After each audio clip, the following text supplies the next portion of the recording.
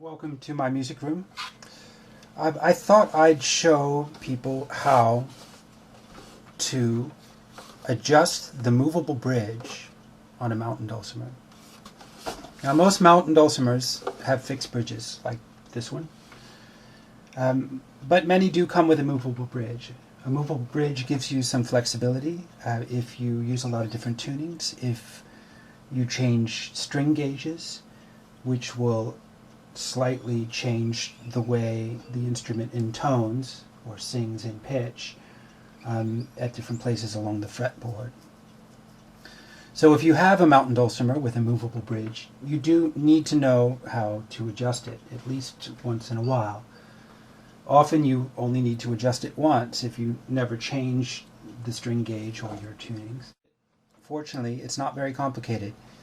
It is a little bit fiddly, and if you've never done it before, you want to leave yourself about 10 or maybe even 15 minutes for the task.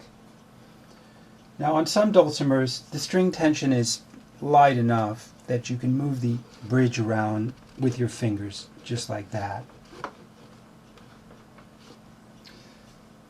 But just in case, especially if you're trying to get a lot of precision, you might want to have a hammer like this. Something very small, even smaller than this, like a little jeweler's hammer or something. But this one suits me fine. Some of them have hard rubber instead of resin. I normally use this little piece of bamboo here as a dowel to tap it with, but you can use a dulcimer noter or even just a flat pencil. Now the first thing you want to do is bring the instrument into tune. So I'm using my little Korg tuner here. I make sure it's calibrated to 440. These strings are a little bit new, so I'm going to stretch them out a bit as I do this. This one uses zither pins, so I need a tuning tool here. So once the instrument is in tune with itself, this is tuned D, A, D. You can start adjusting the movable bridge back here. We'll test by checking on the 7th fret, which is the octave, against the open string. So we'll start with the bass string. That's D, it's in tune. Sorry. It's a little bit sharp. If the fretted note is a little bit sharp, that means we're going to tap the bridge back, or I'm just going to push it back like that. Now every time you move the bridge, you do need to bring it back into tune. There we go. Now I'm going to skip the middle string right now. The middle string tends to be the most problematic.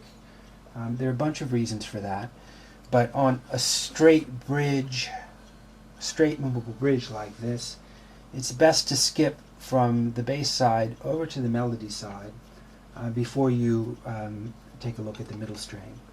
Now on the melody side, because the string is thinner, it's a thinner gauge, the vibrating string length is just going to be slightly shorter when the instrument is perfectly in tune. So the bridge will be at a slight angle like this.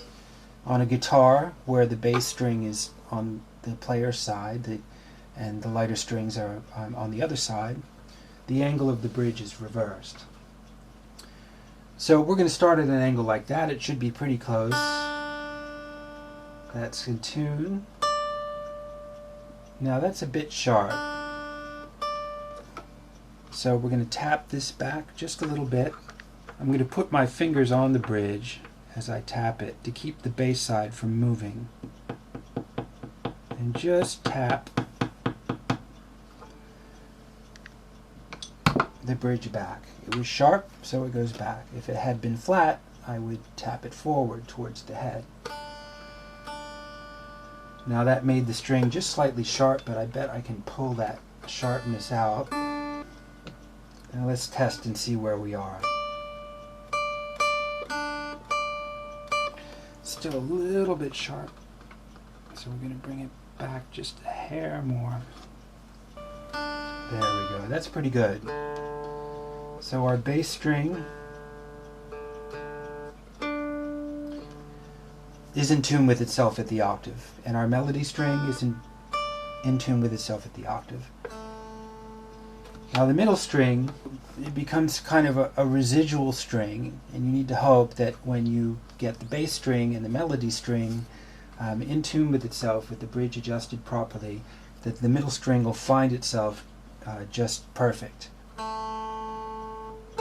In practice, that never happens. And as you can see, it's a little bit sharp.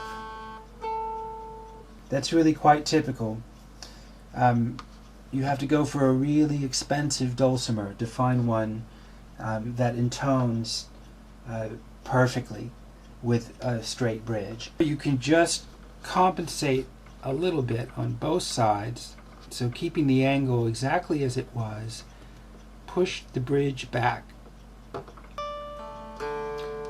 Just about perfect. There's maybe a 2 or 3 cent discrepancy across all 3 strings. You find the best medium that you can.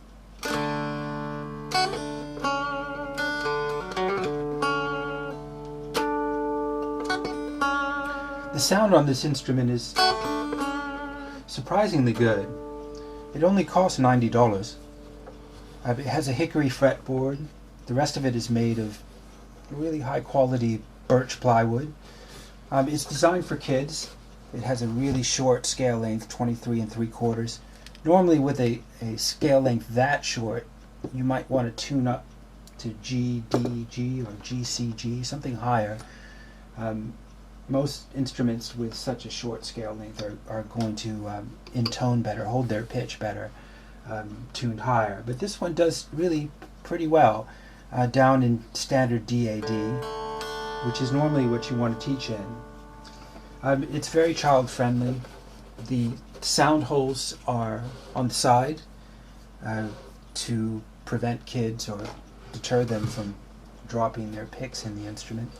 The tuners are zither pins, a little bit more difficult to tune, but they're very accurate, and it prevents kids from playing with them, knocking the instrument out of tune right in the middle of your lesson. It holds its pitch really well and has a surprisingly sophisticated sound.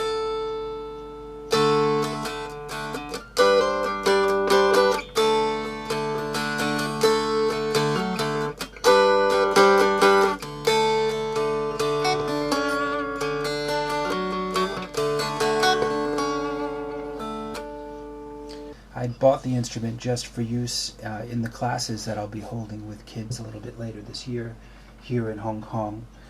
But for an intermediate player, it turns out to be an excellent deal. Jeff Siebens is the maker.